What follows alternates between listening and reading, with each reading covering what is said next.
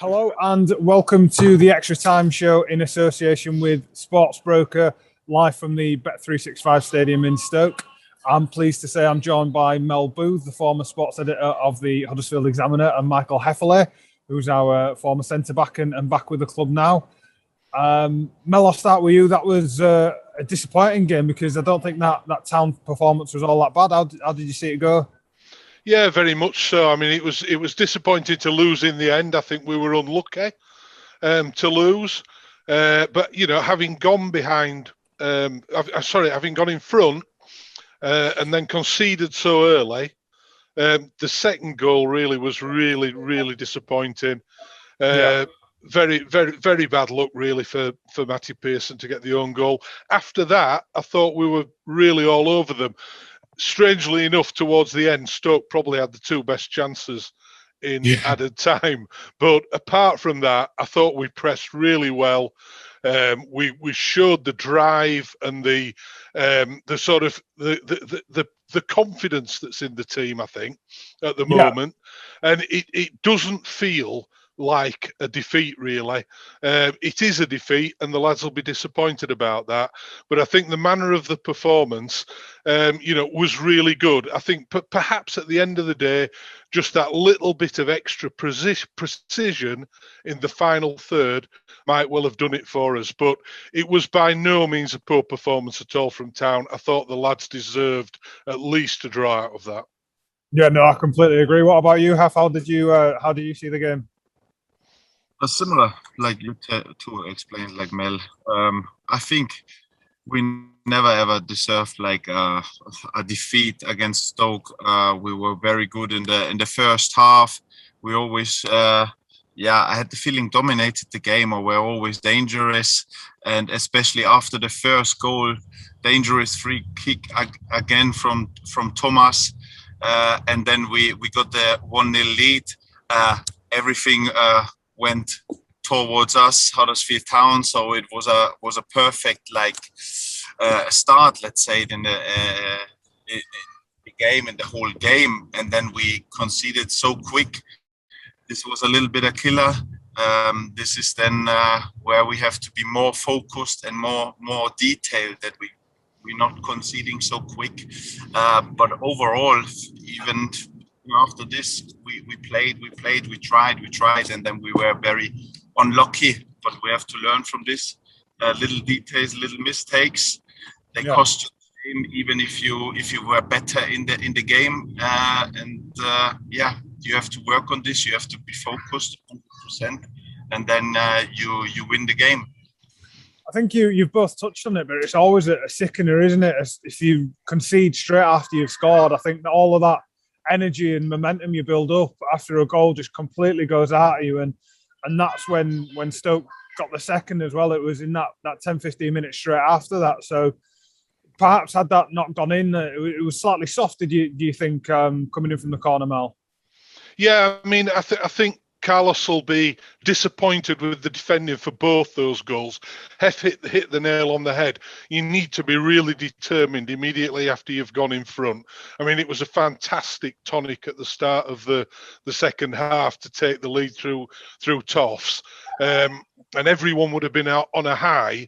And then so quickly we become very deflated immediately because Stoke equalise. And, they're going to look at the marking for that, and also the fact of whether the second one could have been cut out before it got to Matty Pearson. It just came at Matty at a very awkward angle. This is why he couldn't get his feet out the way of it. And it was, it's just Stoke's good luck and our bad fortune. But I think Carlos will be looking at both those goals and thinking we should have been better and we shouldn't be conceding goals of that type.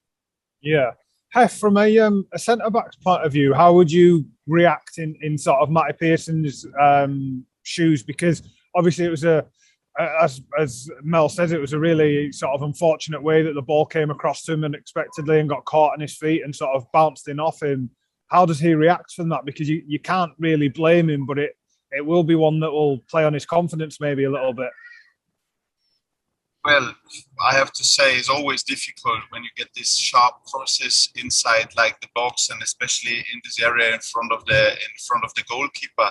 I would say it starts like way before, because like Franjic was way too easy passing three players from us, dribbling around, and just had the chance to cross there. So on the end of the day, it's not just Matti Pearson. There are a couple of players involved where you can deal with it way better, and we can do it because we did it like the last games and as well during these games. But in this situation, the focus, the concentration from a couple of players went off. Maybe miscommunication. We had like a Franjic nearly nailed down with Nabisa, with Toflo, with O'Brien. So three players around there. So he never can dribble through there. You know, you have to get the ball. And then on the end of the day, Matti Pearson is the unlucky guy. If he's like, I got taught, you have to always like not face the goal, face with the back your goal, so that you can hit it out of the box. So this is again just detail, but it's everything very quick.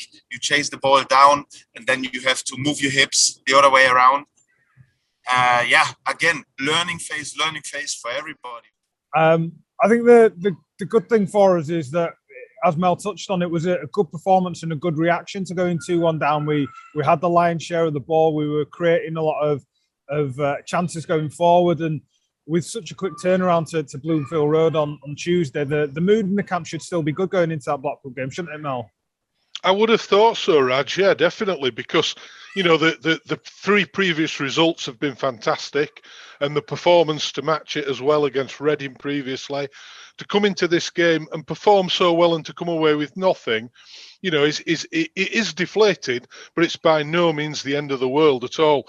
I mean, you mentioned there were several sort of shots at goal without being real clear-cut chances, I suppose. But there was a lot of pressure from Town. There was a lot of good build-up play, a lot of good options being presented, perhaps not in that direct, right at where you want it, right in the box. Personally, I maybe would have got Meepo on a little bit earlier. That's just a personal thing. I think it could have been done quite early in the second half, to be honest. But I'm not taking anything away from Fraser. I think he's put a good shift in today for the team.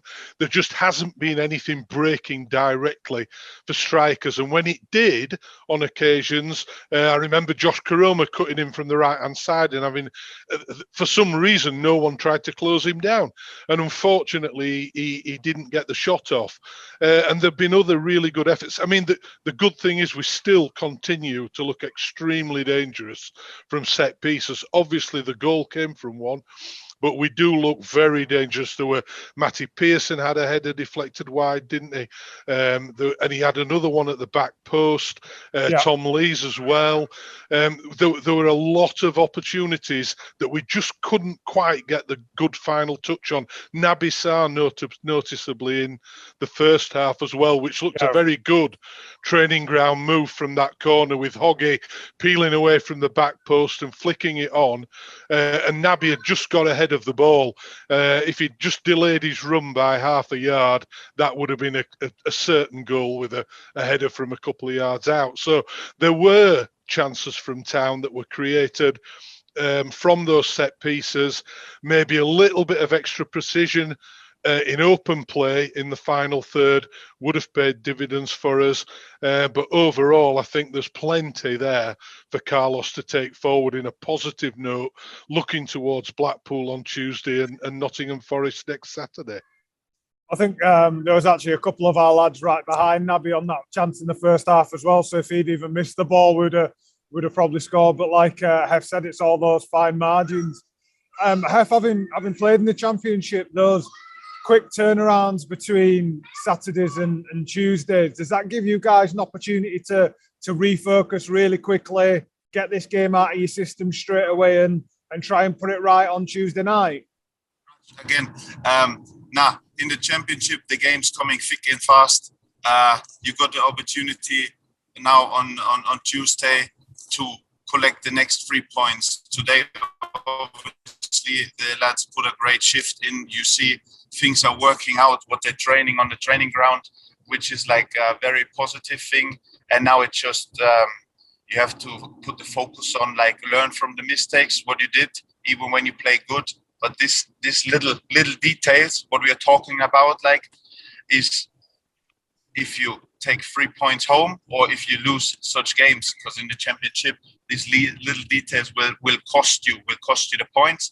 So it's always good when you have the next game around the corner and then you can show that you can do it better. So I'm very positive about everybody on the pitch, because you see clearly progression and belief, and we are always a threat by set pieces. So we can look forward to it. I think Hef's right there, Raj. I think the lads will be very keen to get back out on the pitch on Tuesday. I think they'll be wishing the match could be tomorrow, because they've put some good spells in and produced some good football today. It hasn't worked out. That's one of those things. That's football.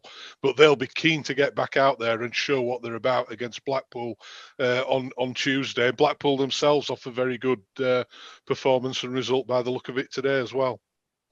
Okay, Hef, you've been around the first team around Canalside this year.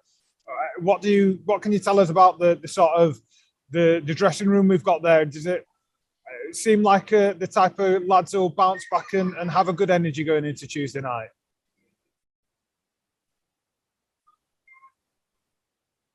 Definitely, there are good lads around the place, good energy around the place.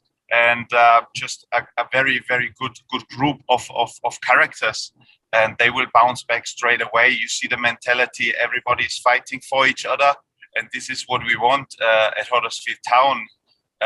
People with character, people who stand up for each other, to help each other. And you see this on the pitch and off the pitch, and I'm just excited and looking forward to Tuesday. To get going again. I think if we focus on a few more positives before we wrap up, I thought Sorbo was good again today. His deliveries, as Mel touched on, were really good and created a lot of issues. Naby Sarr at the back looks very good today, I thought. A few good moments, ushering their attackers off the ball and being strong on the ball as well. Is there anyone else at all, Mel, that stood out for you as a good performance for Town today? I think there were a few. It took us maybe a little while to get going first half. I thought Stoke were very well organised and they made life difficult for us. Sorbo, as you mentioned, you can't overlook him, and I really do wish that free kick that he hammered narrowly wide of the post about 7 or 8 minutes from the end, I really wish that had have gone in, because I think Town would have been all over them in that closing spell and might well have even got a winner out of it if they'd been boosted by an equaliser at that stage. But he offers something in terms of excitement when he's around the ball, doesn't he? And and Sinani has done that as well in the previous games, and I was pleased to see him get on. He didn't quite get into the game as much, but his delivery as well, I think you've got to recognise, obviously after his spell internationally, he didn't get the full game, but I think he has got a lot to offer as well. Levi Colwill obviously is an option to come back in again as well, which gives Carlos some options at the back. Although I think defensively, I know that we've conceded 2 goals today, and both Hef and myself have pointed to the fact that maybe we could have done better with both of those. But I think defensively, we've looked pretty strong this season. I think the 4 guys for the 3 places there look strong. I think we've got good options there. As you mentioned, Naby came in and did well, having missed out in the last game. So there are the midfield found it difficult to find those little pockets and that final ball. But I think there was enough there certainly to work on. And Ollie Turton came on and looked very, very positive as well, and made an impact and put the defence under pressure, getting forward like Toffs so often does on the other side. Yeah. So a Toffs right-footed goal. It's been suggested that might be a bit of a collector's item. I'm sure he'll have plenty to say about that before Tuesday night. Yeah. But yeah, there are plenty of positives, and it's great to hear from Hef and also from Toffs before the game about the spirit in the camp and the fact that there is a real sort of, real camaraderie there among the players. And it's reassuring to know that's the case. We're in a good position in the table early in the season, and there's certainly plenty to build on as far as I'm concerned. That seems like a great note to leave it on, Mel. Thank you. We're away at Blackpool on Tuesday night, and there's still tickets available for Bloomfield Road. So feel free to join us down at the seaside on then. And thank you very much again to Sports Broker for the preview show. And thanks, Mel, and thanks, Hef. We'll speak to you too soon.